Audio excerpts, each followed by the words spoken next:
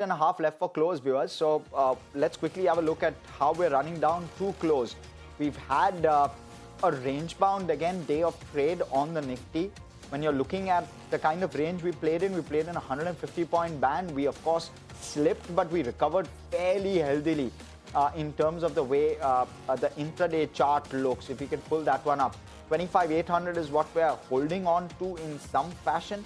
What we're also seeing is, of course, after all of the pressure and despite all of the pressure, we've seen not as big a move on the Nifty as one would pencil in, because let me point out to some of the counters which have really moved. 6% lower on Tech Mahindra, Infosys down 6%, TCS down 5.5+%, HCL Tech down 5%, Wipro down 5%. Now, on a day like that, we've still managed to cling on to 25,800.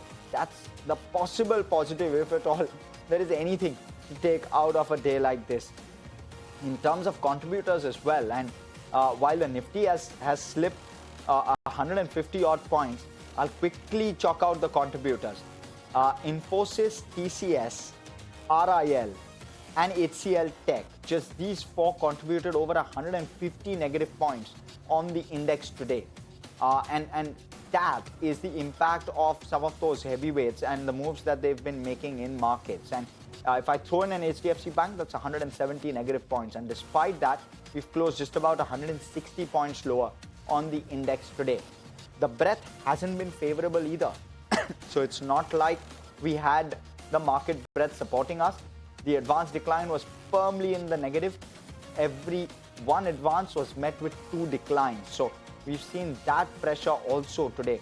So it's been a tough day of trade, but plenty of silver lining. The Nifty small cap index down 0.8.